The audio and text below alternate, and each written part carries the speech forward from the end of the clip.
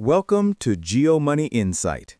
Today, we're diving into one of the least understood forces shaping our world, Washington's financial power. People think U.S. dominance comes from military strength or democracy promotion, but the real engine of influence is financial architecture. Absolutely. And what makes U.S. power unique is not just money itself, but the system behind it. The dollar as a reserve currency, the U.S. banking network, global settlement infrastructure, multilateral institutions aligned with Washington, defense spending as geopolitical leverage, and economic statecraft embedded into foreign policy. This system forms the invisible hand that shapes global decisions. And most people never notice it because it doesn't look like traditional coercion. There are no tanks or soldiers. There are contracts, banking rules, debt restructuring conditions, investment flows. And that's what makes it so powerful. You can dominate a country without ever stepping foot in it, control its debt markets, influence its currency stability, regulate its access to capital, and you effectively control its political direction. So this episode is about the foundations, how this financial empire was built, and why it's still dominant. Let's expand on the role of the dollar. Nearly every country depends on it to settle trade, manage reserves, and stabilize their economies. Exactly. The dollar's dominance gives Washington jurisdictional overreach. If a transaction touches a U.S. bank, even for a second, Washington can regulate or block it, and this is the foundation for the modern sanctions regime. Since 9/11, the U.S. created a massive legal financial apparatus. OFAC expanded blacklist mechanisms, Treasury embedded itself in global compliance networks, banks worldwide were forced into U.S.-aligned regulation. And the numbers are staggering. More than 12,000 sanctioned entities by 2022, compared to about 900 in the early 2000s. But yet effectiveness is mixed. For example, Cuba, 60 years, no regime change. Iran, still resilient. North Korea, completely isolated, still survives. Sanctions often cause humanitarian crises, but rarely achieve political goals. But Washington keeps using them. Why? Because the dollar system gives them a huge short-term advantage. Even if sanctions don't force political change, they can destabilize economies, influence elections, or deter other nations from acting against U.S. interests. Now, let's break down the global financial infrastructure that gives the U.S. leverage. The U.S. controls or strongly influences major systems. CHIPS settles $1.8 trillion per day. Fedwire handles central bank level payments. SWIFT follows U.S. and EU pressure for expulsions. If the U.S. freezes a country out of these systems, its economy suffocates.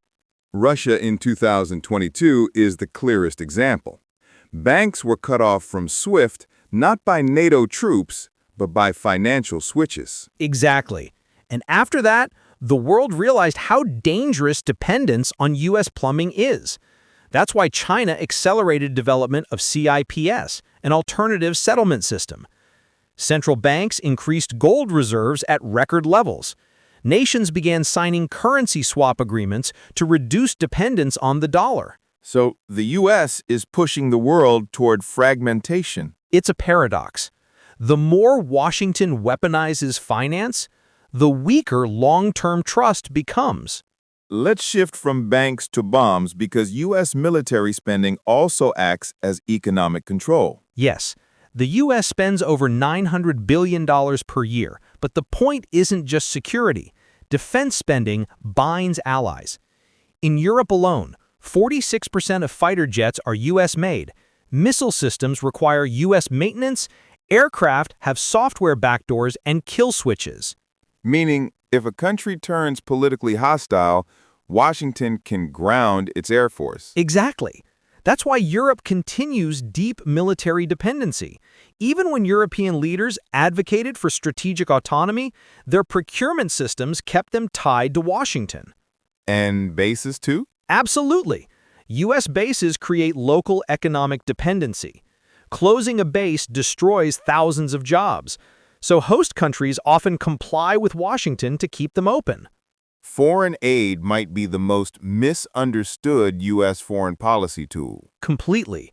For decades, aid was soft power, but starting around the mid-2020s, it shifted into direct coercion. When the Trump administration dismantled USAID in 2025, aid became conditional political leverage. Meaning, if you want our money, follow our policies. Precisely. Examples include South Africa, aid suspended over its stance on Israel. Egypt and Jordan, aid threatened over refugee policy. Ukraine, aid tied to mineral rights access. Aid became a geopolitical tool, not humanitarian assistance. So Washington replaced soft power with transactional geopolitics. Exactly. And the shift was deliberate. Let's turn to the IMF and the World Bank. Their influence is enormous. They are the backbone of U.S.-aligned economic governance. The U.S. holds over 16% voting power at the IMF, basically a veto on major decisions.